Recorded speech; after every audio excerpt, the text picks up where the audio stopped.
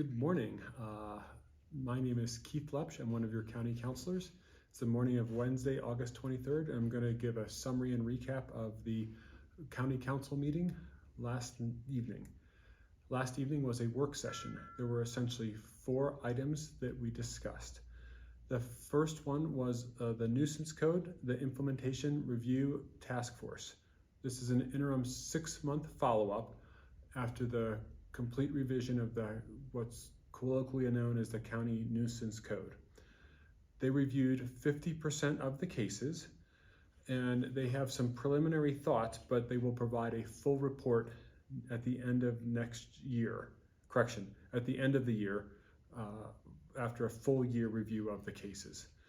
They intend to continue to review 50% of the cases.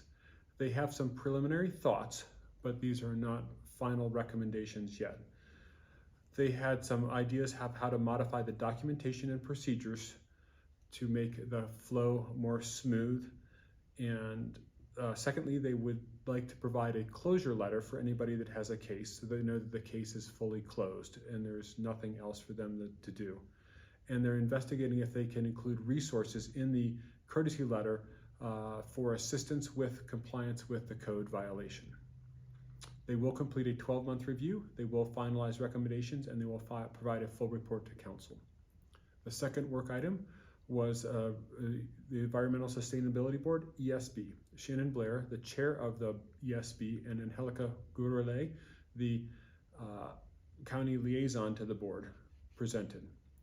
The ESB is an advisory board to county council for matters involving environmental sustainability, much as the name would suggest. They have 4 teams.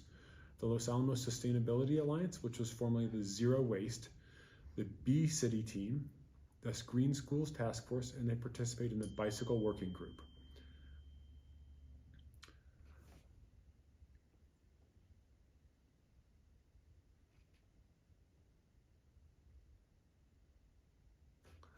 The last year's accomplishments were contributed as a key stakeholder for the municipal food waste composting feasibility and the implementation of the composting program in Bio Canyon. They supported and provided recommendations to the county council for the environmental service rate proposal. They contributed to the rollout of the Operation Save the Bears, which principally consisted of bear-resistant dumpsters and roll carts for anybody who requested them to the community. I personally had bears come to my house on a very regular basis and had done a variety of things to try to reduce that. I got one of the roll carts from the county, and since then the bear visited once and has given up and is not coming back, and that's really been quite nice. So I appreciate that program very much. They continue to have some difficulties with the carts that they had, and they're working to try and make them more reliable and continue to buy more as people request them. But personally, I have really enjoyed my bear cart. It's been really nice to use. They continue to implement zero waste initiatives, and they contribute to environmentally focused articles in the 2023 Earth Day. For 2024, their top five priorities are to continue to contribute to the greenhouse gas baseline analysis and the climate action plan. They will continue to evaluate the LARA's Los Alamos Resilience and Environmental Sustainability final report and contribute where they can to the implementations of the recommendations. They can contribute to the appropriate implementation of municipal food composting. They want to continue to monitor the integrated pest management plan and provide input as needed. And they continue to nurture and strengthen relationships with the Board of Public Utilities and the Department of Public Utilities to support clean energy, clean water, energy conservation, and water quality. The third work item was a briefing to the County Council on the Greenhouse Gas Inventory and Climate Action Plan process overview. It is getting ready to start, so they were going to, essentially they discussed and shared with us their big plan. They haven't started yet, but they're getting ready to start.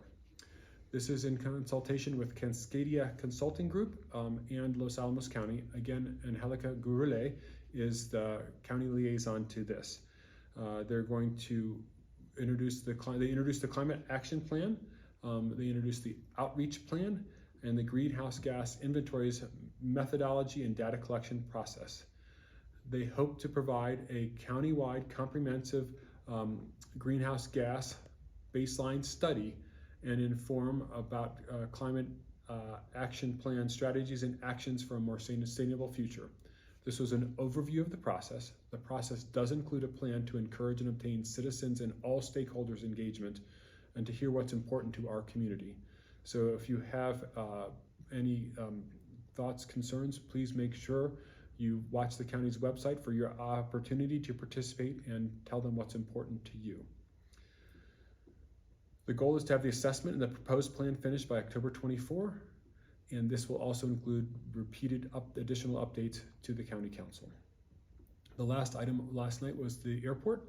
Since 2013, we've known that there are parts of our airport that are less safe than they could be, and other parts that are non-compliant with FAA safety standards. Essentially, we have an opportunity to probably get 95% of the funding from grants to rectify the situation, leaving the county to pay only 5% of the cost. There were 5 proposals as what we could do. The first proposal is essentially do nothing. That would essentially not be funded, and we would kind of be on our own after that. But there are 4 more proposals of varying types that would not only rectify the safety hazards, but would bring us compliant with FAA standards and would add badly needed hangar space and upgrades to the airport. Currently, there is a request for 30 additional hangar spaces above the capacity of the airport. Unfortunately, because of the physical constraints of the airport, primarily the old DOE landfill on the northeast corner that cannot be built on and is prohibitively expensive to mitigate so we could build on it. The best we could possibly do is 16 additional hangar spaces. So the question proposed to the council was to ask for guidance as to which direction the council would like the county to go in regards to which plan they liked or what they'd like us to do. About half of the councilors suggested that they would like proposal 2 or 3A. About the other half of the councilors kind of reserved judgment at the moment. Separately, I'd like to really give compliments to Bobby, our new airport manager, and all of the Department of Public Works who runs the airport. They have secured 100% grant funding to put a fuel farm out at the airport, which will provide both Jet A and 100 low lead aviation fuel for airplanes, which will be a positive step for our airport. Thank you so much, and I hope you found this to be a useful summary of last night's county council meeting.